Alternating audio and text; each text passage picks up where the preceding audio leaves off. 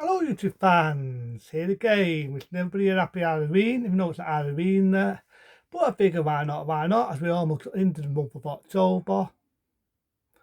But when I'm doing two fingers, it doesn't mean two fingers is the F word or piece, it means one word only. Halloween 2.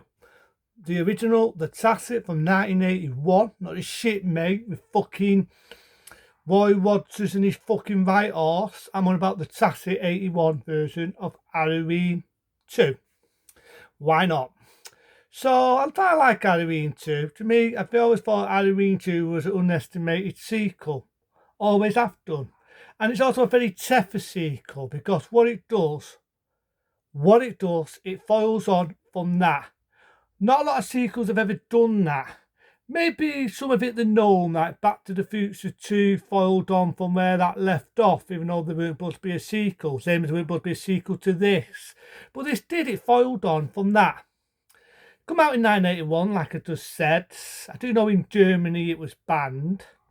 And it's those bits, like I say, when Michael gets shot and he runs out the door and he's going to ladder. And this next door neighbour says, I've been trick or treat to death tonight. And he says, I just love the line. I just love the line where Dr. Yumi says, you don't even know what death is. And then you've got that Jake music. But the way they've done it on this, was on a keyboard. It was a lot more cheaper. There's bits where it's more chilling. There's bits where it's more nerving. And I like it. I dilute it for that. I dilute it. Just like the original Halloween, they had the televised version. A lot more extra scenes that were not on the theatrical. I do know originally some of the fights with Tim Down. And it was going to be Tim Down. And at the time, if I remember right, I could be wrong. There was a lot of slasher films, as we know, in 1981. You know, you had The Prowler, you had The Burning, you had My Bloody Father Time, you had another sequel being Friday the 13th Part 2. You had all these slasher films, and they were all in competition.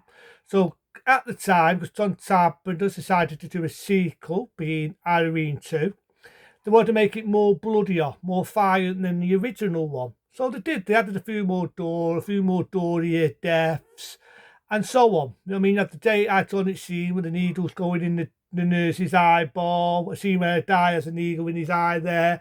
I always remember the scene where you think a woman's going to get drowned and you're dipping her head in water, Michael Mathers. But then the water's boiling water and it burns all her face. Always nerves me out, that. Always nerves me out. It always had me wondering whether that was inspired by another film. And the film I'm on about came out in 75. It was called, if I remember right, I could be right, I could be wrong. It had two titles, by the way. It'll come to me. Jeep Red, that's it. I know it had two different titles.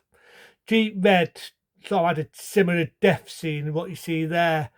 But always nerves me out. It dips her head in hot water and her face all gets burnt up. But always nerves me out. Of all the Halloween films, I always thought this was the most violent one since we got to number 6. But I like Halloween 2, you know what I mean? I remember the actor that played Michael Mathers. Yeah, was he big? No. He didn't need to be big. He didn't need to be 8 foot something like the fucking remake. And I do remember him being a stunt man. And I do remember he makes a small sort of disappearance in Halloween 3. Halloween 3, he makes a disappearance as one of the robots. I'll get to that when I get to it. So, yeah, it's very good, you know what I mean? You still got the same cast. You've got Jamie Lee Curtis, you've got Donald Pleasance. Yeah, you got his name right. I know I fucked up when I did the first Halloween. So you get Donald Pleasance, Pies in his role. And like I say, you've got the copper. I know the actor is sadly no longer with us, may rest. He played a cop in War, he played in The Fog. And, you know, they've got the aftershocks of what happened to his daughter who had a throat slit and so on. And a lot of people moan at Jamie Lee Curtis, say she's doped up and she's wearing a wig. But it's understandable. She had her hair cut short in 1981. And I do know they were doing footage from Halloween 1. They had to do a scene where she has a tile on her head when they did the televised one for the 78 one. So she had an haircut in 81, right? But so she had to wear a wig, and I thought it looks silly because the film's based on 1978. It's based on the same night when it happened in 78. So people made fun of her wig. They said she looked doped, but if you watch the televised one, there's a lot more to that where they doped her up, she's out of it, and so on. But it made sense to me. It made sense. Yes, doesn't have as many lines, have many dialogues. But come on, after all the shit she's been through in that one. Like I say, you got a lot of characters in it. You've got one doctor. You think you've seen him before. He played in a movie called Last Starfighter. Unless we make mistakes, sadly to say, he appeared in Jaws the Revenge. We all know what I think of that. And like I say, you got one nurse, being died a few things, bit of eye tan, you got nice boobs. There's great scene with him, sort of like his hot chub, bit like a chooser. And that's the bit where I say Michael Mathers sneaks up and dips her face in hot water. A lot of good deaths in it. One with an eagle in the eyeball, can't forget that one. And like I say, Dr. Humus, he mentions, I shot him 6 times, which in the televised one, you do hear the sound effect, where in number 2, you don't, being the theatrical one.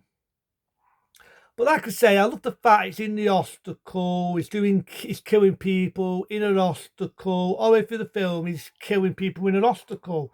That's why I sort of like this one. You know what I mean? I like it. It's a different gnome. It follows on from that one. So I've got fucked up there. Follows up from that one. Now I can get away with doing that. And you could say it inspired a lot of these obstacle sort of movies. You know what I mean? 51 thereafter, they did a film called Visiting Hours. They did other films where to do with a psychopath in an obstacle. You know what I mean? They did one called Silent Raids where it was all in an obstacle. So, remember right, I took Norris. But yeah, I was about to say, started to blumber my words.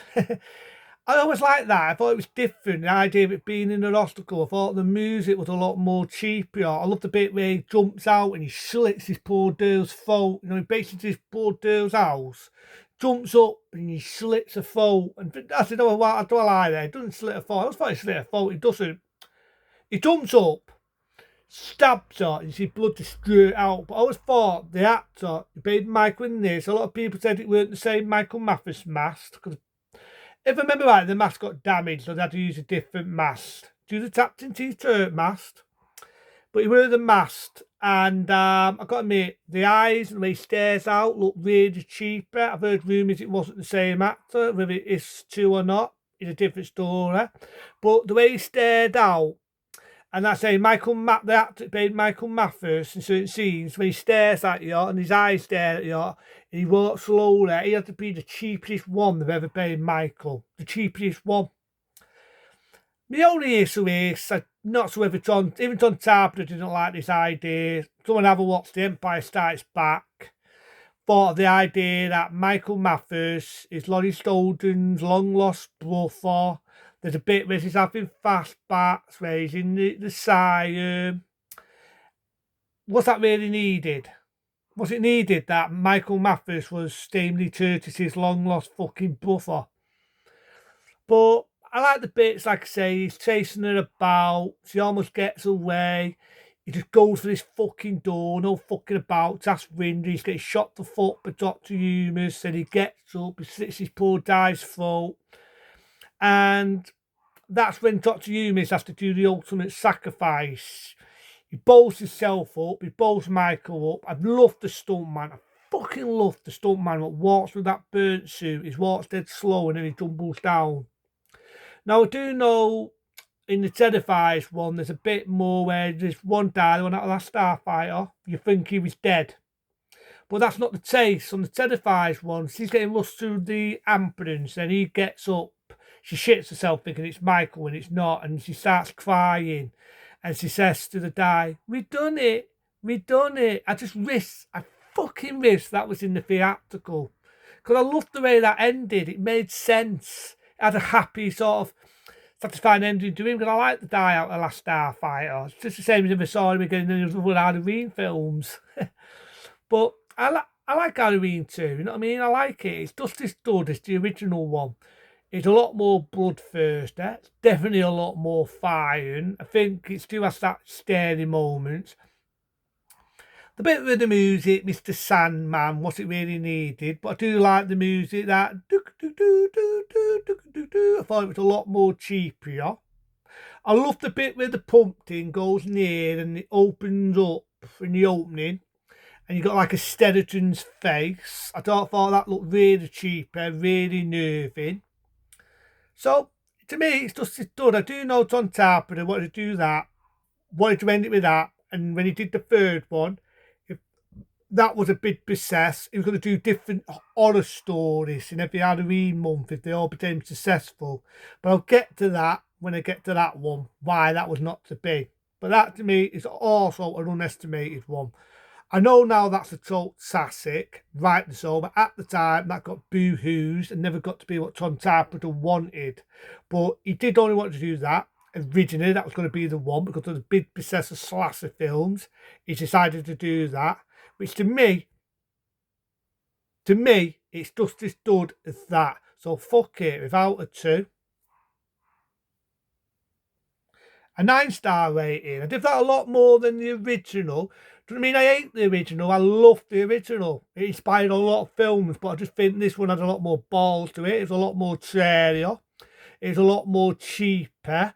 The music was a lot scarier. The actor that played Michael Mathers, some was done by stuntman, some was done by the man himself. The mask, the way he stared at the audience. He walked, he looked a lot cheaper, didn't look clumsy. He didn't fuck around in this. He burnt women's faces in boiling water. Had needles in women's eyeballs. So he got a lot more creative. And like I said, I always felt this one was a lot more fire than any of the other Halloween films when you think about it. To me, Michael Myers didn't fuck about in this. Didn't need to be 8 foot fucking something like the remake or see fucking Digger, the fucking right horse. With his, he didn't have mummy issues. He wasn't down to imitate Norman fucking Bates and had flashbacks of mummy. Wasn't looking for Roy Rogers on his right fucking horse. In this, didn't need to be 8 foot something. He walked. He didn't need to fucking run. He was frightening when he wanted to be. The music was there. Everything about this, I love. I fucking love Halloween 2. Yeah, I'm getting a boner over it. I love Halloween 2. I don't think it's just as good as the first one. I do know originally that was going to be it. And like I said, Rewind Party wanted to make other ones. If that became successful, it did. I said the bit where Michael Mathers, his Jamie Lee Curtis's brother, was it really needed? But the rest of it got no faults. So I'll do it again. A 9-star rating from me. Into them, be smart, be safe. See you later.